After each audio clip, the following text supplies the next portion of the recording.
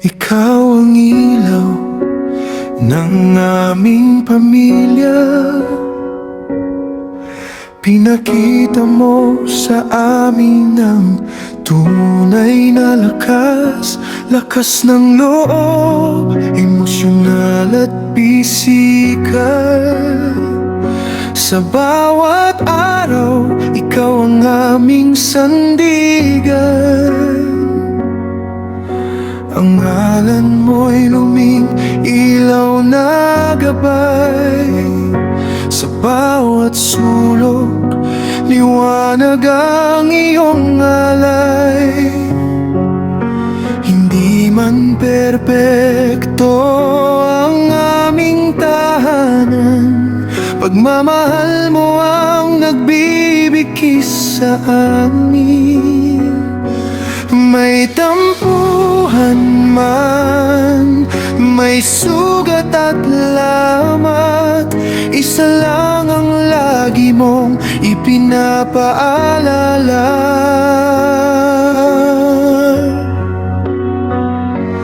Tunay na pagmamahalan, tunay na pananampalataya.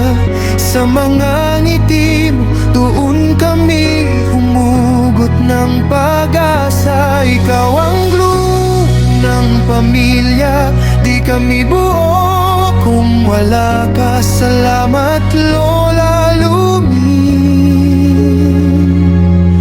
sa pag-ibig mong walang hanggan.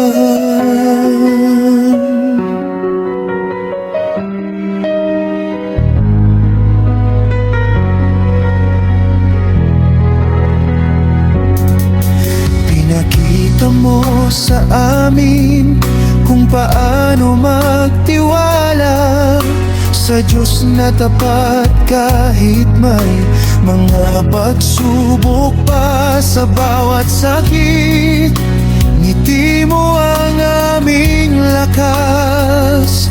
Sa bawat hapdi, ikaw ang aming himig ng pag-asa. Walang memoryang mawawala kailanman, naukit na sa puso ng bawat isa sa amin.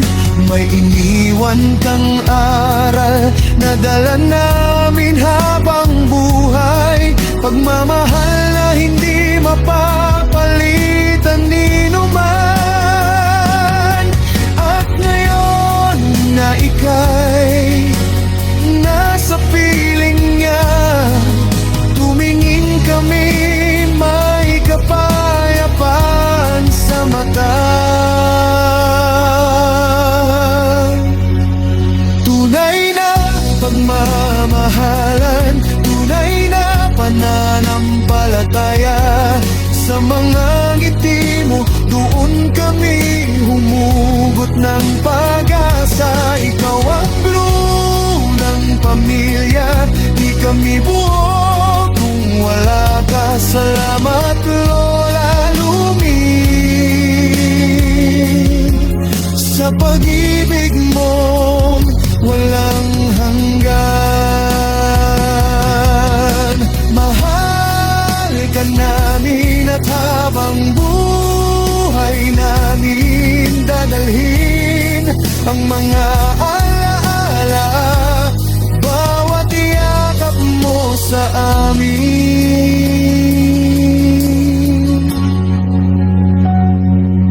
Tunay na pagmamahalan, tunay na pananampalataya.